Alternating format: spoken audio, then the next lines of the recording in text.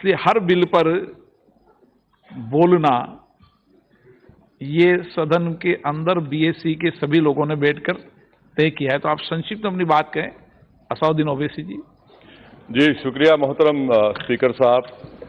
मैं इस बिल की मुखालिफत में खड़ा हूं, ये मेरा कंसिस्टेंट अप्रोच है। तीसरी मरतबा मैं इसकी मुखालिफत में खड़ा हूं और इंशाअल्लाह जब तक जिंदगी बाकी रहेगी इस बिल की मुखालिफत करता रहूंगा। मोहतरम स्पीकर साहब, ये बिल हिंदुस्तान की आइन दफा 14, 21, 15, 26 और 29 की खिलाफ वर्जी करता है। ये हमारे आइन के बुनियादी हुकूक की मुखालिफत करता है।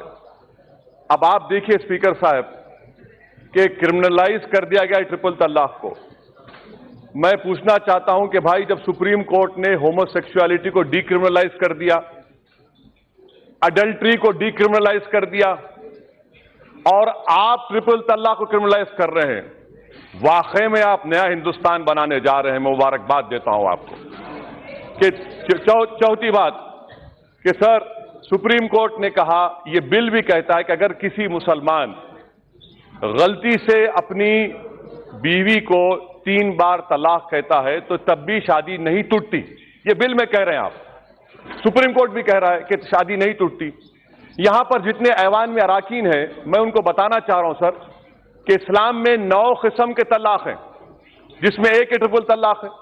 और होता क्या है कि अगर किसी मुसलमान ने कह दिया 3 मरतबा एक साथ, आप ये औरतों के खिलाफ क्यों है सर? इसलिए है कि वो मुस्लिम मर्द पे आप तो केस बुक करेंगे, वो जाके पुलिस से कहा कि नहीं सर मैंने 3 नहीं 1 कहा। अब इस्लाम में यह है कि 3 महीने के बाद तलाक हो जाती है। आप उस मर्द को मौका दे रहे हैं, उस औरत पर जुल्म कर रहे हैं इस तरह का कानून बनाकर। ये इसलिए कह रहा हूं कि ये मुस्लिम खवातीन के खिलाफ ये कानून है। चौथी बात sir, burden of proof. Sir burden of proof कौन उस मर्द के घर से कोर्ट में जाकर उस कमजोर जिसके खिलाफ जुल्म किया गया उसके तायद में खड़ा रहेगा? बर्डन ऑफ प्रूफ आप औरत पे डाल रहे हैं। मुबारक आपको, ये आपकी वाकई में अच्छी सोच है। और सर आप शौहर को गिरफ्तार करेंगे, जेल में डालेंगे। जेल में डालने के बाद क्या कोई शौहर जेल में बैठकर मेंटेनेंस देगा? अच्छा, फिर अगर कोर्ट ने फैसला लिया कि उसको हम 3 साल की सजा दे देते हैं, तो क्यों वो औरत 3 साल तक उस शादी में रहे? ये औरतों पर जुल्म नहीं है कि जेल में बैठा रहे और औरत उसके इंतजार में बैठा रहे और 3 साल के बाद जब वो जेल से निकलेगा तो औरत ये कहे कि बहाओ फूल बरसाओ मेरा महबूब आया है? ये कौन सा इंसाफ है सर? ये आप क्यों औरतों पर जुल्म कर रहे हैं? उस औरत को उस शादी से निकलने का इख्तियार मिलना चाहिए जो आप नहीं दे रहे हैं। 5वीं बात सर, बेल बिल में कहते हैं कि कोर्ट खातून को सुनेगा। सर होम मिनिस्टर बैठे हैं, किसी मर्डर केस में आप विक्टिम को नहीं सुनते? बेल देने का इख्तियार डिस्क्रेशन प्रोसिक्यूशन बहस करता है इंडिपेंडेंटली और कोर्ट फैसला देता है। ये आपने तय कर दिया कि ना मर्डर में है ना 307 में है। आप बोल रहे हैं कंपाउंडेबल कब होगा? आप महिला पर डाल रहे हैं। 498 में ऐसा नहीं है, डोमेस्टिक वायलेंस में ऐसा नहीं है। डोमेस्टिक वायलेंस का कानून इस्तेमाल होगा तो एक ऑफिसर अपॉइंट होता है जो जाकर मियां बीवी से बात करता है, फिर वो रिपोर्ट देता है। आप तो शादी को खत्म कर रहे हैं, औरत को रोड पर ला रहे हैं और उसके शौहर को जेल में डाल रहे हैं। ये काम कर रहे हैं आप। अच्छा सर, प्रिजम्पशन ऑफ इनोसेंस, ये तो एनडीपीएस एक्ट में होता है, टेररिस्ट एक्ट में होता है कि प्रिजम्पशन इनोसेंस नहीं रहता। आप वो भी छीन ले रहे हैं। मुबारक हो आपको। अच्छा सर, कोर्ट क्या कहे? नॉन एस्ट जब तलाक नहीं होता तो फिर आप किस बात की सजा दे रहे हैं? मैं भी एक कानून का स्टूडेंट हूं।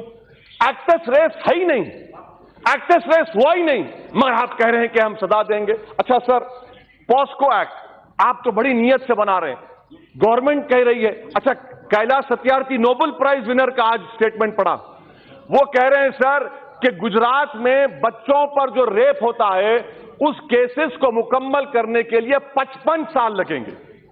कन्विक्शन रेट 9% है। इस तरह के हिसास केसेस में आप सजा नहीं दे सक रहे और आप इंसाफ करने निकले।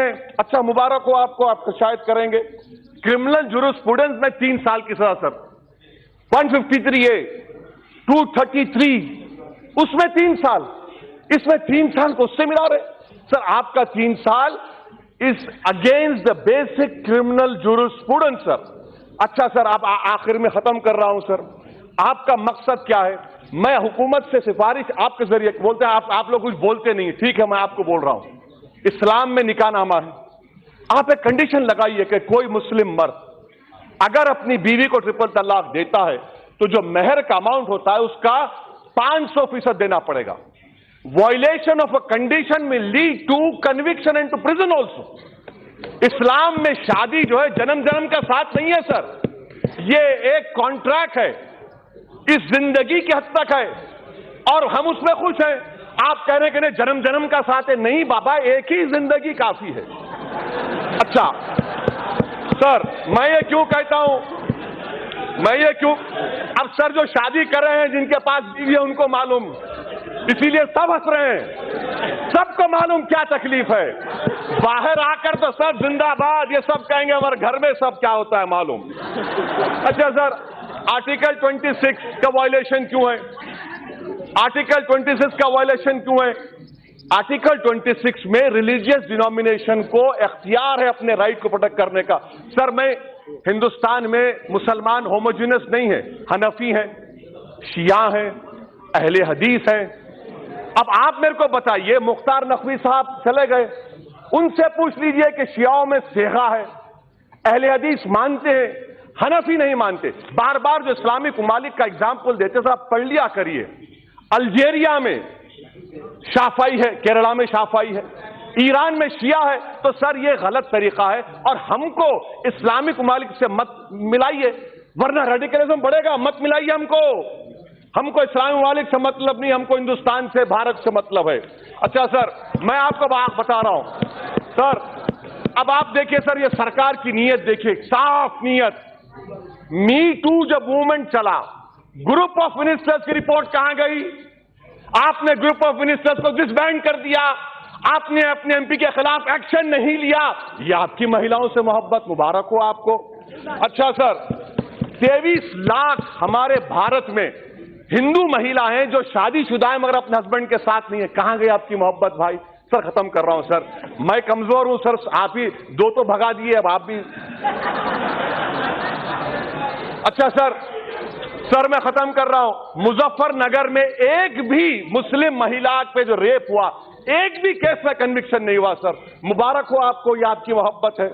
अच्छा सर, जुलाई 2018 में सुप्रीम कोर्ट ने कहा कि मॉब लिंचिंग के खिलाफ कानून लाइए, आप अभी तक नहीं लाते। सर क्यों नहीं लाते सर? आखिर में अगर वाकई में मोदी सरकार, मैं खत्म कर रहा हूं सर, लास्ट सेंटेंस, अगर वाकई में करना चाह रहे हैं, आप जलीकट्टू पे ऑर्डिनेंस लाए कि आर्टिकल 26 का मुझे प्रोटेक्शन नहीं मिलेगा, 29 का नहीं मिलेगा, और आप वाकई में महिलाओं की मदद करना चाहते हैं, तो मैं आपके जरिए से सरकार से कहना चाह रहा हूं कि हिंदुस्तान के वजीर आजम, हिंदुस्तान के वजीर दाखिला, हिंदुस्तान के वजीर कानून, बीजेपी के जितने महिला एमपी हैं, उनको स्पेशल एयरक्राफ्ट में साबरीमाला लेकर जाइए, प्लीज लेकर जाइए सर।